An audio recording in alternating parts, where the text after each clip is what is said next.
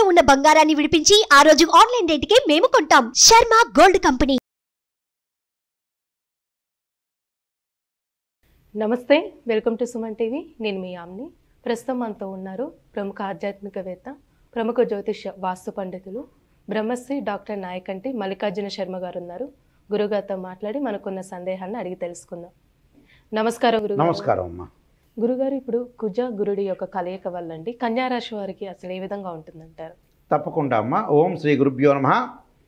కన్యారాశి వాళ్ళకి ముఖ్యంగా భాగ్యస్థానంలో గురువు కుజుడు యొక్క సంచారం, శుక్రక్షేత్రమైన వృషభ రాశిలో ఉండటం, గురువు ధనకారకుడు, సంతానకారకుడు, భాగ్యకారకుడు, లాభకారకుడు, కుటుంబకారకుడు, ధనాన్నిచ్చేవాడు, సంతానాన్నిచ్చేవాడు, యోగ్యతనిచ్చేవాడు, విద్యనిచ్చేవాడు, అధికారాన్ని ఇచ్చేవాడు, యశస్సుని ఇచ్చేవాడు, అలానే అన్నిటికి కూడా భాగ్యాన్ని కానీ సంతానాన్ని కానీ కుటుంబపరంగా ఇబ్బందులు లేకుండా చేసేవాడే గురువు. గురువు గోచారీత్యా 2, 5, 7, 9, 11 స్థానాల సుఫలితాన్ని ఇవ్వటం. అలానే కుజుడు భూ సంబంధించిన విషయాలు, కోర్టు సమస్యలు, అన్నదమ్ములు, తగాదాలు, గొడవలు, ప్రమాదాలు, మెడికలు, అలానే కెమికల్ కంపెనీసు, ల్యాబొరేటరీసు, డయాగ్నోస్టిక్సు, దానితో పాటు మరి రైతులు, వ్యవసాయము, గృహ నిర్మాణము, ఇళ్ళు కొనుగోలు చేయటం, ఆస్తులు, అలానే ప్రమాదాలు, గాయాలు తెలిపే గ్రహం అంగారగ్రహం. శత్రువుని, రోగాలను కూడా, నరదృష్టి కూడా. అలాంటి గ్రహము ప్రతి వాళ్ళకు కూడా ప్రతి రాశి నుంచి చూసుకుంటే 3, 6, 11 స్థానాలు సుఫలితాన్ని ఇచ్చే అవకాశం ఎక్కువగా ఉంటుంది. అయితే మరి కుజగురువుల యొక్క కలయిక అనేది భాగ్యస్థానంలో ఎప్పుడైతే వృషభ రాశిలో శుక్రక్షేత్రంలో కలవటం వల్ల ఏ విధంగా ఉండబోతుంది?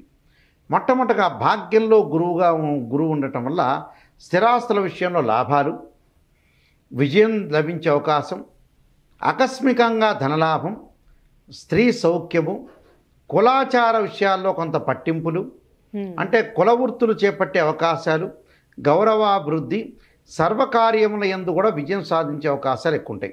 అంటే ప్రతి కార్యక్రమంలో కూడా వీళ్ళు విజయం సాధించే అవకాశాలు ఎక్కువగా ఉంటాయి. సుఖ జీవితం అంటే సౌఖ్య జీవితం అంటారు. శత్రునాశనం అంటే మనకు ఎవరైతే దుష్టులు ఉంటారో వాళ్ళు నాశనం అయిపోయే అవకాశాలు ఉంటాయి. మన దగ్గర నుంచి కూడా దూరంగా వెళ్ళే అవకాశాలు ఎక్కువ ఉంటాయి.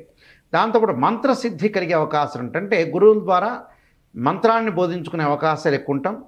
అలానే ప్రతి వృద్ధి, సుఖము, సంతోషము, స్థానచలనం జరిగే అవకాశాలు ఉంటాయి.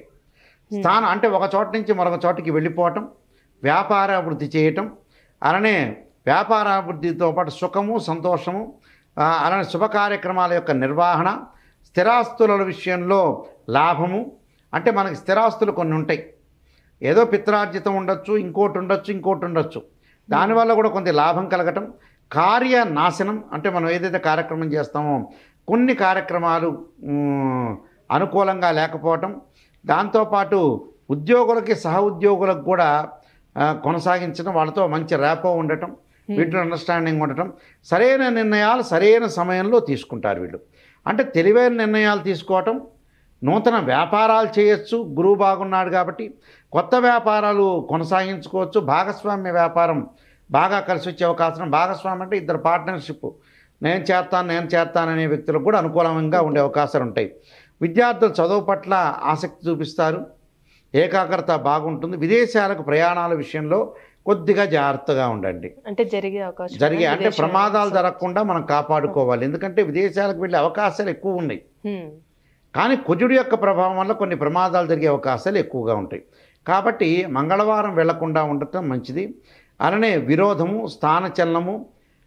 స్థానచలనంతో పాటు శత్రువులకు సంబంధించిన విషయాల్లో కొద్దిగా నాశనం జరిగే అవకాశాలు ఉన్నాయి. 1, 2 శత్రువు ఉంటా, వాళ్ళ విషయంలో కొద్దిగా శ్రద్ధ పెట్టి అనేది ముందుకు వెళ్ళాలి. అయితే లాభస్థానంలో గురువు వల్ల వివాహం కాని స్త్రీ పురుషులకి సంపన్న కుటుంబం నుంచి వచ్చే భర్త కానీ భార్య కానీ వచ్చే అవకాశాలు ఎక్కువగా ఉంటాయి. అంటే భాగ్యంలో గురువు స్థిరాస్తుల లాభాలు. అంటే ఏదైతే స్థిరాస్తి అంటే ఇక్కడ ఏమిటి, చరాస్తి అంటే డబ్బు, స్థిరాస్తి అంటే అసెట్స్, అంటే మన ఇళ్ళు, స్థలాలు, వ్యవసాయము, రైతులు, ఇలాంటివన్నీ కూడా బంగారము, స్థిరాస్తికి సంబంధించినవి. వీటి వల్ల మంచి లాభం కలిగే అవకాశాలు ఉంటాయి. ఆకస్మికంగా ధనలాభం కలుగుతుంది. ఎవరితోడు కూడా కలహం చెందకుండా ఉండటం మంచిది. చోరుల వల్ల కూడా బాధలు జరిగే అవకాశం. వీడు ఎక్కడైనా పెళ్ళిళ్ళకి వెళ్ళారనుకోండి, ఆ పెళ్ళిళ్ళకి వెళ్ళినప్పుడు కూడా దొంగతనాలు జరిగే అవకాశాలు ఎక్కువ ఉంటాయి. అంటే దొంగతనాలు జరగకుండా చూసుకోవటం అనేది చాలా మంచిది. అంటే అనవసరమైన విషయాలు కాన్సన్ట్రేషన్ చేయకుండా, నీచ స్త్రీలతోటి సంగమం చేయకుండా, నీచ స్త్రీలతో కూడా కలవకుండా, దేశాంతరము విపరీతమైన కొంత భయాందోళన కలిగే అవకాశాలు ఉంటాయి.